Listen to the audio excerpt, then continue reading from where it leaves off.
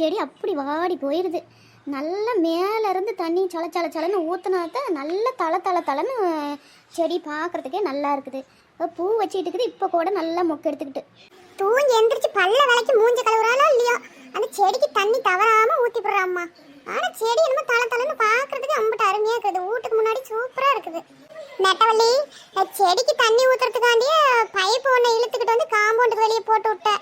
6 ரூபா உள்ளேருந்து பிடிச்சிட்டு வந்து ஊற்றுறதுன்னு நல்லா அருமையாக போச்சு. போ, செடிக்கும் நல்லா தண்ணி ஊற்றிக்கலாம். எதனா போகிறவங்க தாவமாக இருந்தால் கூட பிடிச்சி கொஞ்சம் குடிச்சிக்கிட்டு போயிடுவாங்க. அடவுமா நீ வேற, இது சரியான உப்பு தண்ணி. வாயில் ஊற்றுறதுக்கே ஆகாது. வாய் கொப்பளிக்கிறதுக்குள்ளேயே அப்படி உப்பு கறிக்கும். அதெல்லாம் குடிக்க முடியாது. எதனா போகிறவங்க மூஞ்சி கிஞ்சி வேணால் கழுவிட்டு போகலாம். அத்தானே பார்த்தேன். நல்ல தண்ணியாக இருந்தால் நீயா வெளியே பைப்பை இழுத்து போட்டு விடுவேன். ஏதெல்லாம் பிடிச்சிட்டு போய் ஊற்றிக்கிடுவாங்களேன்னு. அட பைத்தியக்காரி, அது போகிற தண்ணி இல்லை. எனக்கு என்ன தெரியும்? நாங்கள் எந்த தண்ணியாக இருந்தாலும் வெளியே போடுற ஐடியா தான். நான் என்ன ஒன்றை மாதிரி நினச்சியா? ஒருத்தருக்கு ஒன்று கொடுக்காம ஒளி வச்சு திங்குற முகரக்க தண்ணி நீ சொல்ல வந்துட்டா. நான் சரி, வெளியே பைப் இருக்கிறது நல்ல வசதியாக போச்சு. போ, எங்கன்னா வெளியில ஏதாவது போயிட்டு வந்தோமா காலை கழுவிக்கிட்டு வீட்டுக்குள்ளே போயிடலாம். அப்படியே மண்ணோட போவாம. ஆமாம் உமா, எல்லாம் யோசிச்சு தான் வெளியில் போயிட்டு வரோம்ல. காலை கையை கழுவிட்டு சுத்தபத்தமாக உள்ளே போகலாம். அப்புறம் அந்த செடிங்களுக்கு வெளியே பிடிச்சி ஊற்றிக்கிடலாம்ல. எல்லாம் முன்னாடியே யோசனை பண்ணி தான் ஒரு பைப்பு போட்டு விட்டுக்குது வெளியே. ஒரு பக்கமாக இந்த எல்லா செடிக்கும் தண்ணி பிடிச்சி ஊற்றுறதுக்குள்ளேயே ஒரு 1/2 மணி நேரம் ஆகி போயிடுது. போ, ஏன் ஒரு பெரிய பக்கிட்டா பிடிச்சி நப்பி அவத்த தூக்கிட்டு போய் வச்சு மொண்டு ஊற்றலாம்ல. இந்த நவுண்டு டப்பாவை வச்சுக்கிட்டு ஒவ்வொரு டப்பாவா வளைஞ்சு எவ்வளோ நேரம் நடந்துக்கிட்டு அப்புறம் இவ்வளோ நேரம் தான் ஆகும். அது நடந்துகிட்டு இருக்கிறா வளைஞ்சு. நாளைந்து ஒரு பக்கிட்டு ஒன்று வச்சுக்க, கொண்டு போய் ஊற்று. அந்த பக்கிட்ட எவன் தூக்குறான்னு தான் நான் இந்த டப்பாவில் பிடிச்சி ஊற்றிட்டு இருக்கிறேன். பக்கிட்ட நப்பிட்டு அசைக்க முடியுமா என்னால்? ஏதோ நீயா இருந்தால் கூட நல்ல கல் மாதிரி கிட்ட தூக்கிவிடுவேன். நேசமா ஒன்னால ஒரு பக்கிட்டு தண்ணியை தூக்க முடியாது. சரி, ஒரு பக்கிட்டு நப்பி தூக்க முடியல போயிடுச்சாது. ஒரு 1/2 பக்கிட்டா தூக்கி ஊற்றுறதுக்கு எப்படி வசதியாக இருக்கும்? என்ன கதை விட்டுக்கிட்டு இருக்கிறியா நீ? நாளையிலேருந்து நீ சொன்ன மாதிரி தான் ஊற்றுறேன். என்ன இப்போ விடு.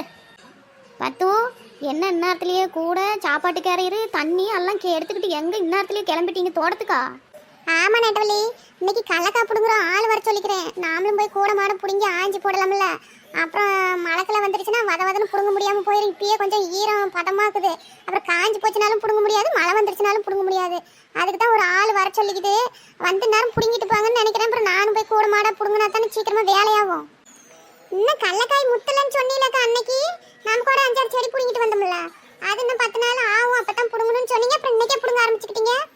அது பிடுங்கி பார்த்தோம்ல, அப்பயே ஒவ்வொரு காயில முளைப்பு வந்துருச்சு. அப்புறம் இன்னும் 4 ஆவ அப்புறம் எல்லா காயும் முளைச்சி போச்சுன்னா அப்புறம் வேஸ்ட்டாக போயிருமே. அதுக்கு தான் சரி வர காய் வரட்டும்னு தான் பிடுங்குறோம். நிறைய பிஞ்சாவும் தான் இருக்குது. சரி, இனிமேலாம் விட்டா அது வேலைக்கு ஆகாது.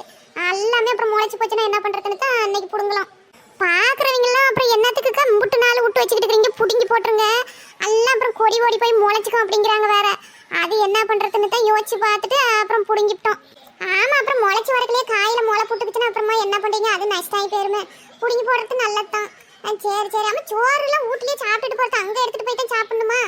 வீட்லேயே சாப்பிட்டுட்டு போகணுமா? அப்புறமா வேலை செய்ய முடியாது, மந்தமாகவே இருக்கும். போய் ஒரு 11 மணி வரைக்கும் செடியெல்லாம் பிடுங்கி போட்டு அப்புறமா சாப்பிட்டுட்டு அப்புறம் 1000க்கு உட்காந்துக்கலாம் பாரு.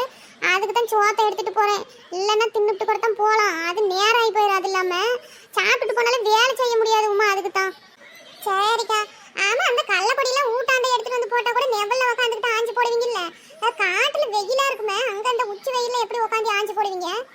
நீ சொல்கிற மாதிரி தான் சோனியா எங்கள் அப்பாவும் சொன்னாங்க. அங்கெல்லாம் சரியான வெயில் போட்டு கொளுத்துது. ஊட்டாண்டியே அள்ளிட்டு வந்து போடுற வண்டியில் உக்காந்துக்கிட்டு நீயும் பிள்ளைங்களும் ஆயிங்கன்னு சொன்னாங்க. அது என்னத்துக்கு 7 வேலை போட்டுக்கிட்டு அங்கேயும் இங்கேயும் சுடுக்கலையே நாய் பெரட்டுற மாதிரி பெரட்டிக்கிட்டு அவத்தியே போய் எங்கேயோ ஒரு நெவலில் அள்ளி போட்டு கொஞ்ச நேரம் ஆஞ்சி போட்டோமோ கையோட ஒரே வேலையாக முடிஞ்சு போயிடும். அப்புறம் இதை கொண்டு போய் காட்டில் தானே குத்தேறி போடணும். அங்கே தானே மாட்டை கட்டி வச்சுக்கிறோம். அப்போ உங்கள் பிள்ளைங்களும் வராங்களா கடலக்காய் ஆஞ்சி போடுறதுக்கு? ஆமாம், அவங்களையும் தான் வர சொல்லிவிட்டு வந்துக்கிறேன். எல்லாம் சோத்தை ஆக்கி போட்டு அப்படியே பாத்திரம்லாம் விலைக்கு கழுவாமையே வந்துட்டேன். எல்லாம் வேலைக்கு கழுவிட்டு ஊட்டெல்லாம் கூட்டி வாரி அள்ளி கொட்டிட்டு சீக்கிரமாக வாங்க நான் போகிறோம் முன்ன அப்படின்னு சொல்லிட்டு வந்தேன். வருவாளுங்க எப்படின்னு 1 மணி நேரத்தில் வந்து சேர்ந்துக்குவாளுங்க. அக்கா, நாங்களும் வரட்டுமா கடலக்காய் ஆயிரத்துக்கு? எங்களுக்கு காசுலாம் வேணாம் பார்த்துக்கிடுங்க. சும்மா உங்களோட வர்றோமே கடலக்காய் ஆஞ்சி போடுறோம். நானும் உமாலும் வரட்டுமா? ஏமா, உங்களுக்கு வீட்டில் வேலை கிடக்குல்லம்மா. அப்புறம் உங்கள் மாமியாருங்க நான் கூட்டு போயிட்டு உங்களை ஏச்சுவாங்கல்ல வீட்டு வேலை செய்யாமல் போயிட்டாங்கன்னு சொல்லிட்டு. நீங்கள் 2 பேரும் வீட்டு வேலையெல்லாம் முடிச்சுட்டு வேணா வாங்க. எங்கள் பிள்ளைங்க வருவாங்களா, எங்களோட சேர்ந்துக்கிட்டு கூட நான் முன்னே போகிறேன். அதெல்லாம் ஒன்றும் சொல்ல மாட்டாங்கக்கா. அது நேற்று வச்ச குழம்பு எடுத்து ஃப்ரிட்ஜில் வச்சுக்கிறேன். அப்புறம் தோசை மாவு இருக்குது, வேணும்னா குழம்பு சூடு பண்ணி ஆளுக்கு 2 தோசை ஊற்றிக்கிடுவாங்க. இன்னைக்கு பெருசாக கண்டுக்க மாட்டாங்க, வாரமே நாங்கள். ஆனாலும் உமாக்கு வேலை கிடக்குமில்ல நெட்டவழி, அவளையும் சேர்த்து கூட்டு போயிட்டோமா அப்புறம் அவ வீட்டு வேலை யாரு செய்வா? அதனால என்னக்கா, அது ஒன்றும் பிரச்சனை இல்லை. இப்போ என்ன மணி 7 கூட இன்னும் ஆகல. நான் 10 மணிக்கா தானே சாப்பாடு செய்ய ஆரம்பிப்பேன். வாங்க போலாம், ஒரு 1 மணி நேரம் 2 மணி நேரம் கழிச்சுட்டு நான் வந்துக்கிறேன். சரி அப்ப வாங்க. அப்புறம் வீட்டு வேலை செய்யலன்னு என்ன யாரும் நீங்க வந்து சொல்லக்கூடாது உங்களால தாங்கன்னு. அப்புறம் வானானாலும் நீ வந்து கடலக்காய் கொடுக்கறதுக்கு வச்சுரும் வேண்டாங்கிறக்கான்னு சலிச்சுக்கிடுவீங்க. எனக்கு அதனாலலாம் ஒன்றும் இல்லை. நீங்க ஆஞ்சி எல்லாம் 1000 கல்லாம் கூட நீங்க எடுத்துட்டு வந்து சாப்பிடுங்க, அதுக்கு ஒன்றும் பிரச்சனை இல்லை. சரி சரி, அது அங்க போய் பேசிக்கலாம் வாங்க. சரி அப்ப நடங்க போவோம், சொன்னாலும் கேட்க மாட்டேங்கிறீங்க. காட்டுல ஒரே ஒரு ஆளு தான் கள்ளச்செடி பிடிங்கிட்டு இருக்காங்க. நான் கூட ஒரு 4-5 பேர் இருப்பாங்களேன்னு நினைச்சு ஒத்தையால தான் வச்சுக்கிறீங்களா? அப்போ தானே அக்கா சொன்னாங்க, ஒரே ஒரு ஆள் தான் வர சொல்லிக்கிறேன்னு சொல்லி நானும் கூட மாட போய் பிடுங்குவேன்னு சொல்லி சொன்னாங்க. அப்போ காது எங்க கடன் கொடுத்துட்டாந்த? இல்ல, நான் சும்மா பேச்சுக்கு ஒரு ஆள் தான் வர சொல்லிக்கிறேன்னு சொன்னாங்கன்னு நினைச்சுக்கிட்டேன். ஆனா பார்த்தா நெசமாலுக்குமே ஒரே ஒரு ஆள் தான் வர சொல்லியிருப்பாங்களாட்டுங்க. சரி என்ன இப்ப 4-5 நாளைக்கு தான் பிடிங்கி ஆஞ்சு போடுறதுக்கு வீணா கூலி கொடுக்கறதுக்கு. சரி நானும் கள்ளச்செடி பிடுங்க போறேன். நீங்களும் என்னோட கள்ளச்செடி பிடுங்க வரீங்களா? நாங்க நெவல்ல அள்ளி போட்டு 2 பேரும் உட்காந்துக்கிட்டு ஆயிரீங்களா? நாங்களும் உங்களோட வந்து கூடமாட கொஞ்சமா புடுங்கி பாக்குறோமே, அது புடுங்கிறதுக்கு எனக்கு ஆசையா இருக்குது. அப்புறமேட்டுக்கு நாங்க போய் 1000த்துக்கு போயிடுறோம், அப்புறமா புடுங்கிறதுக்கு சலுப்பா இருந்துச்சுன்னா. ஆமாக்கா, கள்ளச்செடி பிடுங்குறதுன்னா எனக்குமே எப்படி இருக்கும் என்ன இருக்குன்னு நானும் உங்கள் காட்டில் வந்து பார்க்கணுன்னு நினச்சிக்கிட்டே இருந்தேன். அப்புறம் கொஞ்சமாக பிடுங்கிட்டு அப்புறமேட்டுக்கு மொத்தமாக உட்காந்து ஆஞ்சிக்கலாம். சரி அப்ப நான் இந்த சோத்து கூடையும் அங்கே மரத்தடியில் எங்கன்னா நெவல் பார்த்து வச்சுட்டு வரேன், நீங்கள் போய் பிடுங்கிட்டுருங்க போங்க. ஏக்கா, இந்த ஆனந்தே பிடுங்கிட்டு போகலாமா இல்லை அந்த ஆனந்தம் பிடுங்கிட்டு வரட்டுமா? உங்களுக்கு எங்கே சௌரியமாக இருக்குது அங்கேருந்து பிடுங்குங்க. எல்லா செடியுமே பிடுங்கி போடுறது தான். இதில் எங்கேருந்து பிடுங்குனா என்ன? அந்த அக்கா ஒண்டியும் பிடுங்கிட்டு இருக்கிறாங்க பாரு. நான் போய் அவங்களோட சேர்ந்துக்கிட்டு பிடுங்குறேன், நீங்கள் எங்கேயோ ஒன்று பிடுங்கணும்னு முடிவு பண்ணிட்டு 2 பேரும் பிடுங்க ஆரம்பிங்க. நான் வரத்துக்குள்ளேயுமே ஒரு சரவே பிடுங்கி போட்டீங்க, தூங்கி எந்திச்சதுமே வந்துட்டீங்களாக்கா? ஆமாம் பத்மினி, வெயிலுக்குள்ளே பிடுங்கி போட்டு போயிட்டோமா அப்புறமா கூட ஆஞ்சிக்கலாம்ல.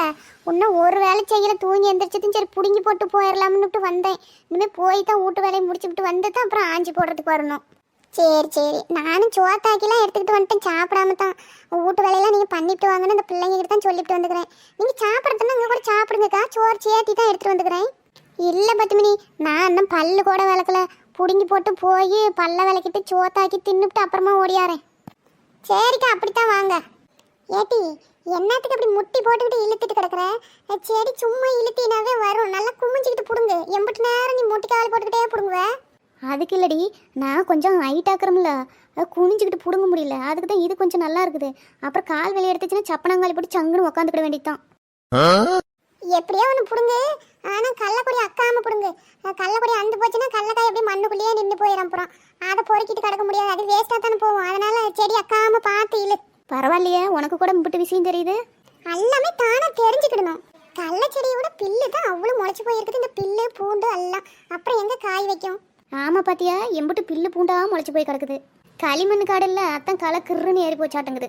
ஆமாம் பாத்தியா,